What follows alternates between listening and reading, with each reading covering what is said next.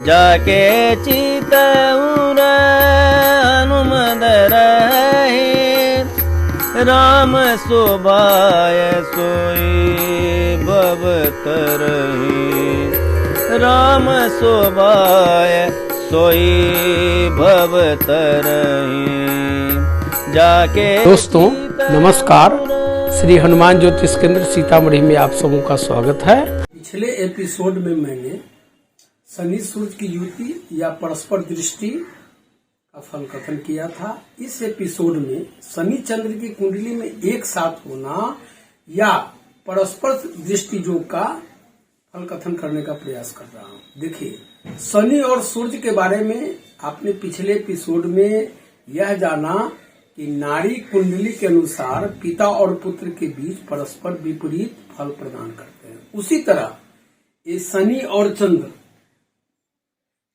विपरीत फल प्रदान करते हैं। यानी कहाँ विपरीत फल प्रदान करते हैं? तो शनि और चंद्र भी माता पुत्र कहें या माता और पुत्री के बारे में कहें, इनके बीच अनिष्टकारी स्थितियों को उत्पन्न करते हैं।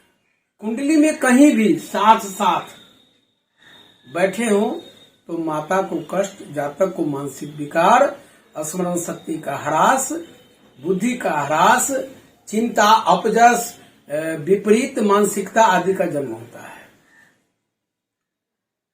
किन जातकों की कुंडली में ये दोनों साथ साथ होते हैं, संभव है कि ऐसा जातक घर परिवार का त्याग करके बैरागी भी बन जाए।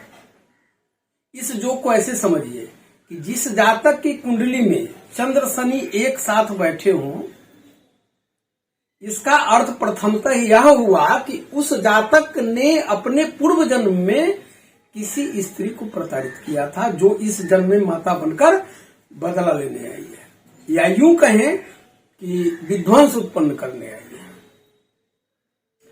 आपका घर हमेशा कलह का अखाड़ा बन जाता है, जीवन में असफलता अधिक मिलती है, प्रत्येक क्षेत्र में अभाव दिखता है,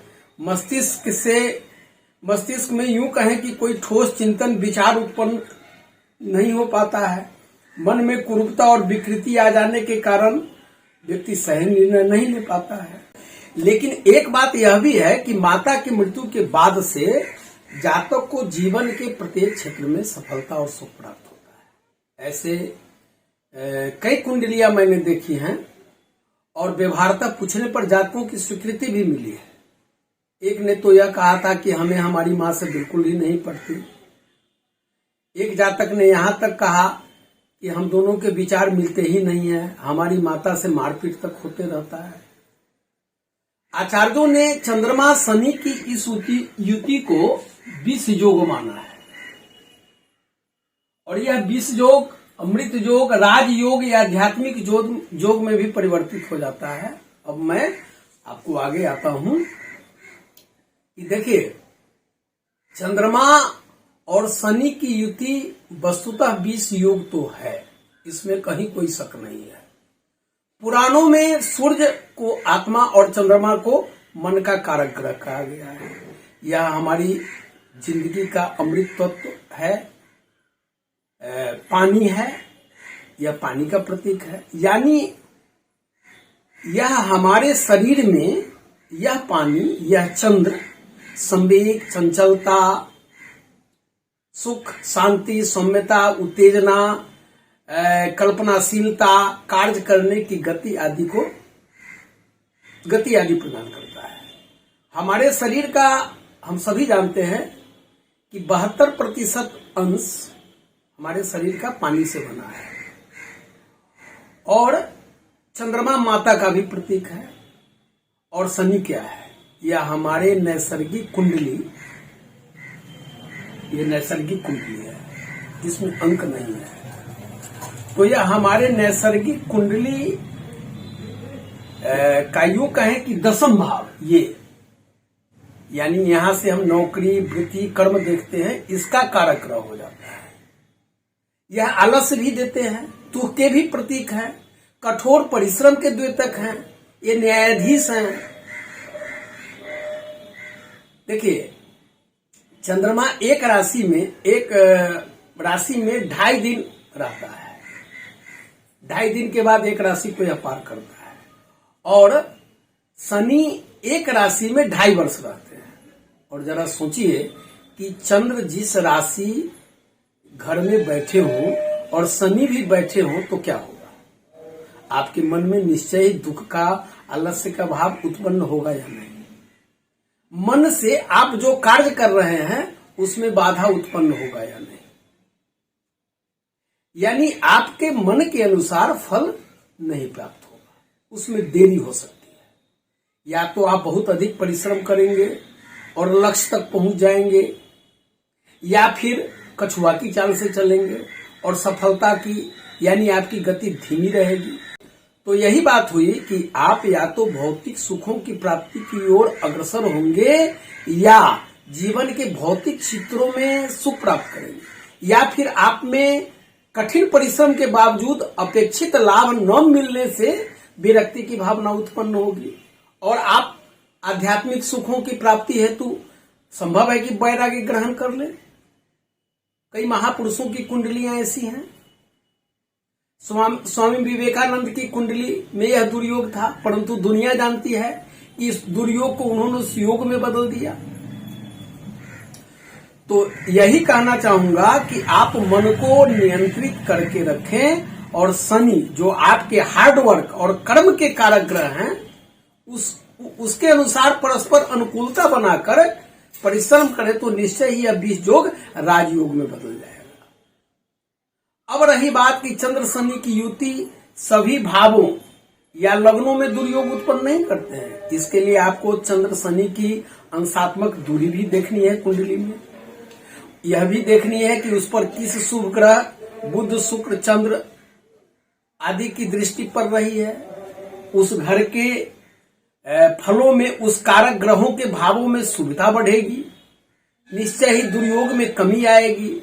अगर चंद्र पर शनि की अंशात्मक दूरी में 12 डिग्री का अंतर है तो यह युति उतना असरकारक नहीं होगा। या फिर शनि स्वयं की राशि में 10 या 11 में बैठे हों तो अपने घर में असुविधा में कमी लाएंगे। यद्यपि चंद्र की सुविधा में कमी आएगी। अगर कुंडली में चंद्रमा रेवती उत्तराभाद्र चित्रा या पुष्य नक्षत्र आदि में हो तो अशुभ फलों में कमी आएगी। अब मैं क्या करूं, वीडियो तो लंबा थोड़ा हो जाएगा। देखिए, अगर आपकी कुंडली में चंद्र शनि की युति है तो चाहे किसी भी मानदंड से देखें, या तो बहुत अशुभ फल देंगे या फिर बहुत कम अशुभ फल मिलेंगे। अगर चंद्रमा कुंडली में बलवान है और शनि कमजोर है तो अशुभ फल कम मिलेंगे। मेरी दृष्टि में भौतिक सुखों में ऐसा फल मिलेंगे, लेकिन आध्यात्मिक उन्नति या ईश्वरीय सुखों के लिए यह युति उत्तम फल प्रदान करेगी। वैसे हमारे इसके ज्योतिषीय तथ्य यही प्राप्त होते हैं कि अगर आपकी कुंडली में 2, 3, 6, 7 अंक में, जहां 2, 3, 6 या 7 अंक लिखा है, अगर चंद्र शनि है एक साथ, तो मैं समझता हूं शनि शुभ फल प्रदान करेंगे। और अगर आपकी कुंडली में जहां भी 12 खाने में 1, 4, 5 या 8 अंक लिखे हों, उस अंक में अगर शनि बैठे हैं तो अशुभ फल प्रदान करेंगे। अगर कुंडली में 10, 11 अंक जहां लिखा है उसमें शनि बैठे हो तो शुभ फल की वृद्धि करेंगे।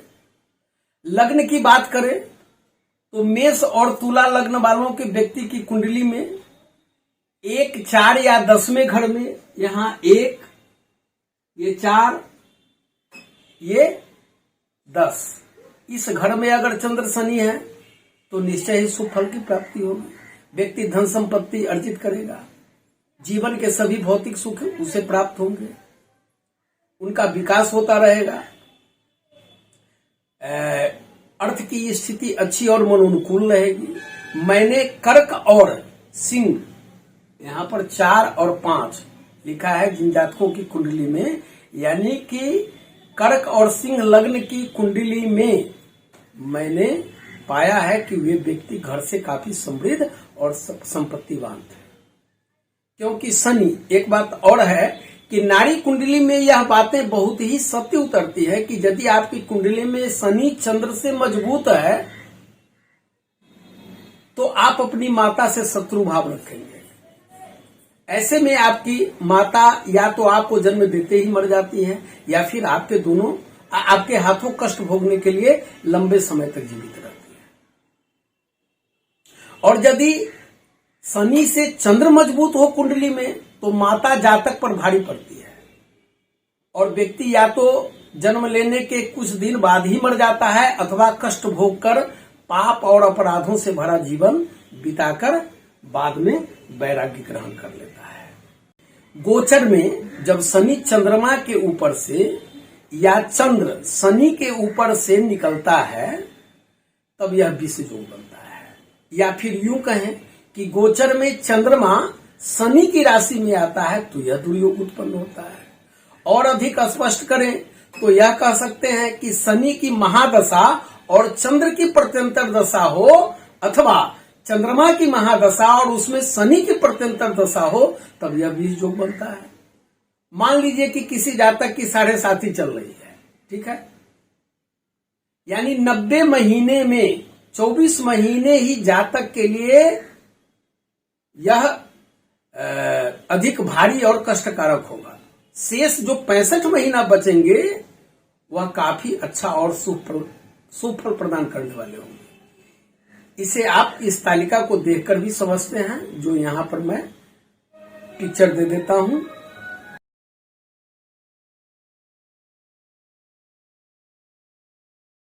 आइए इसके 12 भावों में क्या फल मिलते हैं इसे हम समझें। और शनि चंद्र की युति अगर लग्न में है यहां पर तो व्यक्ति शारीरिक और मानसिक दोनों स्तर पर अशक्त हो जाता है। मन में दुख, निराशा और असंतोष व्याप्त हो जाता है। माता पिता तक की मृत्यु हो सकती है। व्यक्ति का किसी अन्य के द्वारा पालन पोषण भी होता है।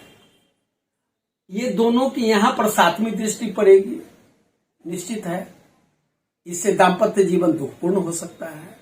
अगर यहां दूसरे भाव की बात करें कि यहां दूसरे भाव में यह दुर्योग हो तो व्यक्ति धनाभाव में जीता है, धन की हानि होती है, लोग उस व्यक्ति पर विश्वास ही नहीं करते। अगर यह तीसरे भाव में है तो भाई बहनों से कष्ट होता है। 41 वर्ष तक जातक कष्ट भोगता है और उसके बाद ही उसकी भाग्योदय या भाग्योन्नति कहें तो हो पाती है। अगर चौथे भाव में है तो यहां पर अगर युति है तो मां का सुख नहीं मिलता है, सुख में कमी आती है। मृत्यु के उपरांत बच्चों का भाग्योदय होता है। यहां अगर 5वें घर की बात करें तो 5वें भाव में संतान सुख में कमी लाता है, धैर्य का अभाव हो जाता है। उसी तरह 6ठे भाव में अनेक रोग के साथ अनेक शत्रु उत्पन्न हो जाते हैं, कर्ज दे देता है। यहाँ 7वें भाव में तलाक की स्थिति उत्पन्न कर सकता है। हालांकि यहाँ लाइफ पार्टनर जो होता है वो प्रतिष्ठित परिवार से आता है। यहाँ पर 8वें भाव में रोग कष्ट के साथ साथ दुर्घटनाएं भी हो जाती हैं। यहाँ 9वें भाव में यह दुर्योग व्यक्ति के भाग्य एवं भविष्य को आंदोलित कर देता है, उसे भाग्यहीन और नास्तिक बना देता है। यहाँ 10वें घर की बात करें तो यहाँ पर यूं कहें कि पद प्रतिष्ठा में हानि होती है, ससुर या पिता से विवाद चलता है। 11वें भाव में यहाँ पर इसकी युति जो है आपके आय के साधन को सीमित कर देता है। हालांकि यह धन सुख प्राप्त कराता जरूर है। एक्सीडेंट योग भी यहां से उत्पन्न हो जाता है। ये 12वें घर में अगर दोनों की युति हो तो आय से अधिक धन खर्च करवा देता है। जीवन में अनेक प्रकार के उतार चढ़ाव आ जाते हैं। वीडियो लंबा हो रहा है। अब हम आपको चंद्र शनि की युति कुंडली में है अगर आपका, तो कुछ उपाय या यूं कहें कि टोटके में बता रहा हूं। देखिए, प्रत्येक दिन जब 7:30 प्रारंभ हो जाए या देख लीजिए गोचर उसके हिसाब से, तो 1.25 माह तक दिए में सरसों तेल और कपूर का चूर्ण डालकर घर के पश्चिम की ओर जाकर उसमें मोटा बत्ती डालकर ओम संग शनिश्चराय नमः का 21 बार उच्चारण करके उस दिया को पश्चिम की ओर जला दें। अब हम लाल किताब की यदि बात करें तो चंद्र शनि लाल किताब बताता है कि चंद्र शनि अगर एक साथ हो तो जातक का धन प्रायः स्त्री और ससुराल के काम आता है, ऐसा बताया गया है। और सभी घरों में इसकी अवस्थिति का फल बताए गए हैं, जिनका जिक्र करने से मैं समझता हूं कि वीडियो लंबा हो जाएगा। बस इसके निवारण के उपाय जो बताए गए हैं मैं आपको यही बता रहा हूं कि जैसे सांप को दूध पिलाएं, काजल को जल में प्रवाहित करें, 43 दिनों तक खाली पानी में कुछ न कुछ यानी कि थोड़े से दूध हो, चाय हो, नींबू हो या खांड मिलाकर पिए, खाली पानी न पिए। लोहे की अलमारी में चांदी की कटोरी में गंगाजल भरकर रखें, लाल फिटकिरी दीवार में दबा दें,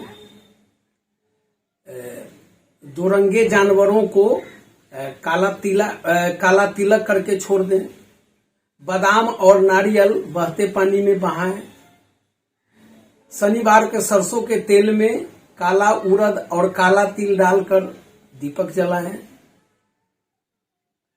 दक्षिण में नैऋत्य कोण में या आग्नेय कोण में या पश्चिम मुखी अगर आपका मकान है तो उसमें वास न करें, सिर पर केसर का तिलक लगाएं और प्रत्येक दिन हनुमान चालीसा का पाठ करें। शनिवार को कुएं में कच्चा दूध प्रवाहित करें, पानी से भरा हुआ घड़ा हनुमान मंदिर या शनि मंदिर में दान करें। यह सब छोटे छोटे जो टोटके हैं या उपाय हैं, इनमें से जो भी संभव है यह उपाय अवश्य करते रहें। निश्चय ही कुछ करने से इस दुर्योग में कमी आएगी। धन्यवाद दोस्तों, यदि आपने मेरे इस YouTube चैनल को अगर सब्सक्राइब नहीं किया है तो निश्चित रूप से सब्सक्राइब लाइक करते हुए और जरूर से जरूर शेयर करें, ताकि घर बैठे आपको ज्योतिष से संबंधित सभी विधाओं के अंतर्गत आपको समस्त जानकारियां प्राप्त होती रही, आपको कहीं जाना नहीं पड़े। बस संस्थान का उद्देश्य भी है।